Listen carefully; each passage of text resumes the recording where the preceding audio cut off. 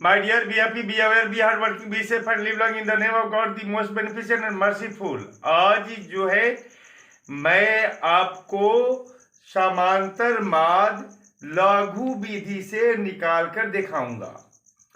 और लघु विधि से निकालने का फायदा क्या है, आप किसी भी विधि से निकाल सकते हैं, लेकिन लघु विधि से यह है कि अगर गुना बड़ा है तो इस विधि से निकाले पर गुना छोटा हो जाता है। इससे पहले मैं ये कहना चाहूँगा कि अगर आपको वीडियो पसंद आए तो सब्सक्राइब करना नहीं भूलें। सब्सक्राइब भी करें, लाइक भी करें, शेयर भी करें और अपने फ्रेंड को भी शेयर करने के लिए, लाइक करने के लिए अवश्य बोलें, ताकि मुझे आप लोगों से मोटिवेशन मिले और मैं इसी तरह आपकी सेवा करता रहूं। बेहतर तो वो स्टूडेंट होते हैं कि सबसे पहले शिक्षा देने वाले का ख्याल रखते हैं। चलिए, मैं अभी आपको लघु विधि से समांतर माद निकालकर बताऊंगा और मेरी समझ से लगभग सबको रुचिकर लगेगा और सभी रुचि से पढ़ेंगे। तो चलिए मैं निकालकर बताता हूं। तो देखिए, पहले ये क्वेश्चन देखिए। केसी अस्पताल में एक चिकित्सक के द्वारा 30 महिलाओं की जांच की गई और उनके हृदय की धड़कन प्रति मिनट अंकित की गई, जिसे निम्न रूप में लिखा गया। एक उपयुक्त विधि से इन महिलाओं की हृदय की धड़कन प्रति मिनट ज्ञात करें। तो इस तरह के देखिएगा, ये जो अंक बता रहा है, ये अंक में गुना भागा कुछ बड़ा आएगा। तो हमारी नज़र में ये जो उपयुक्त विधि होगी इसके लिए, वो जो है लघु विधि ही होगी। लघु विधि से ही तात्पर्य है कि यह विधि आसान है। और देखिए, आपको ये खंड बनाना ज़्यादा पड़ेगा, लेकिन गुना बड़े बड़े गुना से आप बच जाएंगे आसान तरीके से। पहले देखिए, ये आंकड़े क्या हैं। प्रति मिनट हृदय की धड़कन की संख्या क्या है? प्रति मिनट हृदय की धड़कन की संख्या और महिलाओं की संख्या, यानी कि कितना से कितना हृदय धड़कने वाले महिलाओं की संख्या कितना है। तो 65 से 68 तक धड़कने वाले महिलाओं की संख्या 2 और 68 से 71 तक धड़कने वाले की 4, 71 से 74 3, 74 से 77 8, 77 से 80 7, 80 से 83 4 और 83 से 86 2।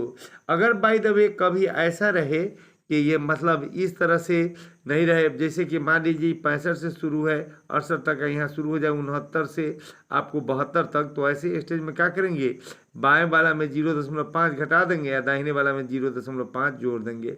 यानी कि निम्न सीमा में 0.5 घटा दिया जाता है, ऊपरी सीमा में 0.5 जोड़ दिया जाता है। तो इसकी ऊपरी सीमा इसकी निम्न सीमा के बराबर आती चली जाती है। जैसे यहाँ दिखाई दे रहा है ना कि निम्न सीमा इसकी ऊपरी तो इसकी निम्न, इसकी ऊपरी तो इसकी निम्न है। तो ऐसा अगर नहीं हो तो क्या करेंगे, जो बाएं वाला में है ना, बाएं वाला में 0.5 घटा देते हैं, दाहिने वाला में 0.5 जोड़ देते हैं, तो 9 भी रहने पर हो जाता है। चलिए, अब रहा तो आपने देखा क्वेश्चन अच्छा से देख लीजिए। अब इसको हल करने के लिए मैं क्या करूँगा, इसे हल करने के लिए मैं 5 खंड बनाऊँगा। पहला खंड में तो इसका पहला खंड में तो इसकी पहली पंक्ति होगी, दूसरा खंड में तो इसकी दूसरी पंक्ति होगी, और ये जो है ना, अब एफ, ये दूसरी पंक्ति बारंबारता है जो एफ से सूचित की जाती है। अब तीसरी पंक्ति हमें खुद निकालनी पड़ेगी। तो इसको मैंने कहा ना कि इस हमें आई लगा देने के बाद से इस सूत्र में भले ही आप याद कर लीजिए, हल करते समय में मैं आई को हटा देता हूँ, यानी कि एक्स आई न लिख के एक्स ही लिख देता हूँ, और यहाँ पर डी आई न लिख के मैं डी लिख देता हूँ, और डी बराबर होता है एक्स माइनस ए, और यहाँ पर क्या होगा, एफ डी हो जाएगा। देखिए कितना इंटरेस्ट आएगा बनाने में। अब यहाँ पे एक्स जानते हैं कैसे निकाला जाता है, इन दोनों को जोड़ेंगे या 2 से भाग देंगे। भाग देने के बाद जो आएगा यहाँ लिख देंगे, इन दोनों को जोड़ के 2 से भाग देंगे तो यहाँ लिख देंगे, और मैं जोड़ के 2 से भाग दें, ये नहीं, ये 2 माने बाहर से 2 लिया जाता है कि 2 अंक औसत जानते हैं ना कैसे निकाला जाता है कि दो पदों को जोड़ा जाता है तो 2 ही से भाग दिया जाता है, 3 पदों को जोड़ा जाता है तो 3 से भाग। तो यहाँ 2 पद को ना जोड़ना है वो निम्न सीमा ऊपरी सीमा को, इसलिए 2 ही से भाग देंगे। और इसके बाद से ये जो तो ये 65 68 जोड़ेंगे तो 133 होगा। 2 से भाग माने 2 पद को जोड़ेंगे तो 2 से भाग देंगे, तो दोनों को जोड़ेंगे तो 133 होगा। 2 से भाग दे देंगे तो हमारा कितना आएगा, 2 से भाग देने पर हमारा आएगा, ये दोनों को जोड़ के 2 से भाग देंगे तो हमें, यानी कि दोनों को जोड़ेंगे तो 133 होगा, 2 से भाग देंगे तो 66.5। इस तरह इन दोनों को जोड़ेंगे तो 139 होगा, 2 से भाग देंगे तो 69.5 होगा। उसी तरह इन दोनों को जोड़ेंगे तो 145 होगा, 2 से भाग देंगे तो 72.5 होगा। इस तरह इन दोनों को जोड़ के 2 से भाग देके यहाँ लिख देंगे, इन दोनों को जोड़ के 2 से भाग देके यहाँ लिख देंगे, इन दोनों को जोड़ के 2 से भाग देके यहाँ लिख देंगे, इन दोनों को जोड़ के 2 से भाग देके यहाँ लिख देंगे। और लिख दिया मैंने।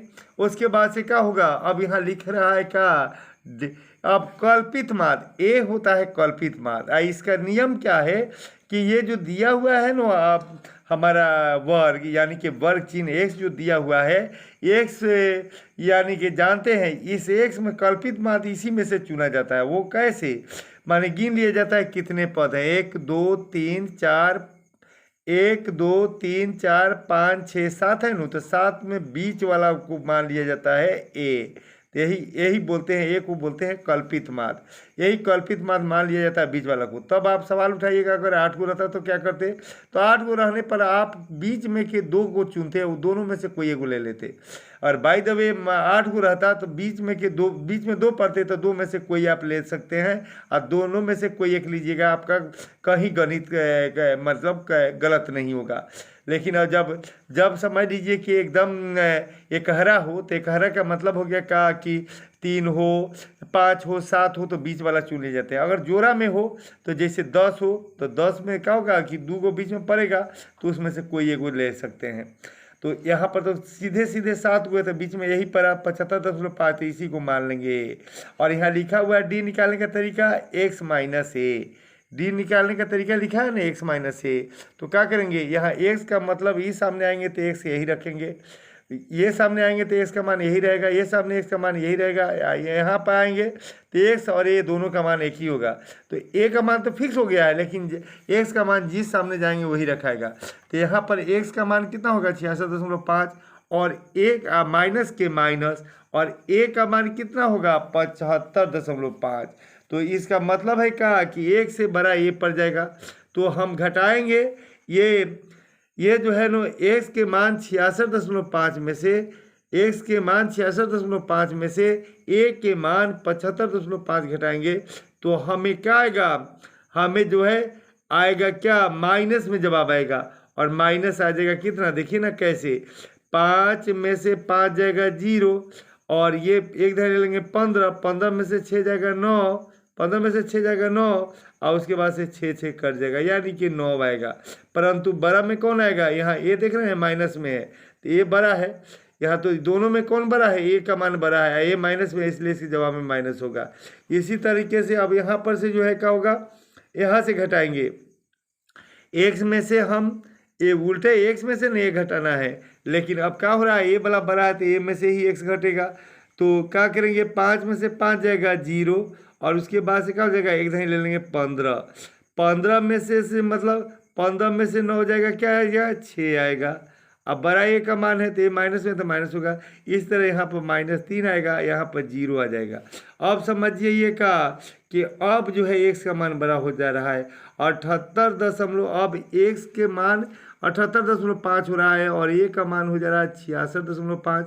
तो क्या होगा, अब x के ही मान में से, x के मान में से अब जो है x के मान में से a घटाएंगे। ध्यान दीजिए, यह मिस्टेक हो गया था बोलने में, ऐसे समझिएगा कि अब x का मान पर है 78.5 है, ये तो यहाँ नो है, मिस्टेक से मैंने यहाँ बोल दिया था, यहाँ पर है देखिए। अब x का मान क्या हो जाएगा, यहाँ पर x का मान तो ये पड़ेगा, और a का मान तो यहाँ बगल में है, तो 78.5 यानी कि x का मान 75.5 यानी कि a के मान से ज़्यादा है। तो क्या करेंगे, अब x के मान 5 में से 5 जाएगा 0, 8 में से 5 जाएगा 3 हो जाएगा, अब चूँकि कौन है, एक्स का मान बड़ा है, एक्स प्लस में है तो ये मान प्लस हो जाएगा। इस तरह ये बढ़ता चल जाएगा। देख रहे हैं 3 का फर्क है। इससे पता चल रहा है कि देखिए फिर क्या होगा। यहाँ पर क्या होगा, 5 में से 5 जाएगा 0, तो 0 नहीं लिख रहे हैं। एक धैर्य ले लेंगे 11, 11 में से क्या होगा, 11 में से 5 जाएगा 6 हो जाएगा, और ये 7 7 कर जाएगा। और ये कौन है, ये तो एक्स का मान है, तो एक्स का मान प्लस में है, ए का मान माइनस में है। ये तो एक्स का मान है, तो एक्स प्लस में है, तो इसलिए मान प्लस होगा। अब पता लग रहा है कि ये कितने से बढ़ रहा है, प्लस 3 से बढ़ रहा है, तो यहाँ प्लस 9 हो जाएगा। अब प्लस 9 हो जाएगा तो यहाँ पर लिखा हुआ है एफ डी लिखा हुआ है। तो आप क्या करेंगे, एफ और डी के मान में गुना करते चलेंगे। एफ और डी के मान में गुना करेंगे। देख रहे हैं ना, यहाँ एफ डी लिखा है तो क्लियर बता रहा है एफ डी, यानी कि एफ और डी के मान में गुना करते। एफ डी में मान होगा तो 2 9 यहाँ 18 हो जाएगा। अब माइनस में है, फिर यहाँ क्या हो जाएगा, 4 6 24, तो माइनसे में है। यह 3 3 9, तो माइनसे में है। देख रहे हैं गुना कितना आसान हो जा रहा है। 8 से 0 में गुना करेंगे 0 हो जाएगा, और 7 से 3 में गुना होगा 21 हो जाएगा। ये क्या है, प्लस में, तो प्लस देंगे। फिर क्या होगा, ये जो है 4 से 6 में गुना होगा 24 हो जाएगा। ये प्लस में तो प्लस हो जाएगा, और 2 से 9 में गुना होगा 18 हो जाएगा। यह प्लस में तो प्लस हो जाएगा। तो आप क्या कीजिएगा, एफ वाले को भी जोड़िएगा। तो एफ वाला जोड़िए, कहे है 2 और 4 6, 6 और 3 9, और 9 8 17, 17 और 7 17 और 7 कितना हो गया 24, 24 और 4 कितना हो गया 28 और 2 30।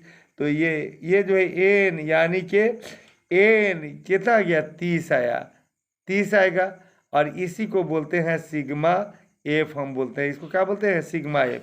और यहाँ पर क्या होगा, इसमें देखिएगा माइनस वाले को एक साथ जोड़ेंगे तो माइनस में कितना हो जाएगा, 8 और 4 12, अब 12 9 21 के 1 हो जाएगा, बच जाएगा 2, 2 1 3 और 3 2 5, 5 हो जाएगा, यानी कि 51 हो जाएगा। माइनस में फिर से जोड़ लीजिए, 8 और 4 12, अब 12 और 9 कितना हो गया 21, 21 के 1 बच गया 2, 2 और 1 3, और 3 और 2 5, तो ये 5 हो गया। तो ये माइनस वाला जोड़ा तो माइनस से 51, अब प्लस वाला जोड़िए तो प्लस वाला कितना हो जाएगा, 1 और 4 5, अब 5 8 13 के 3 बच गया 1, 1 और 2 3 और 3 और 2 5, और 5 1 6, यानी कि 63 हो गया।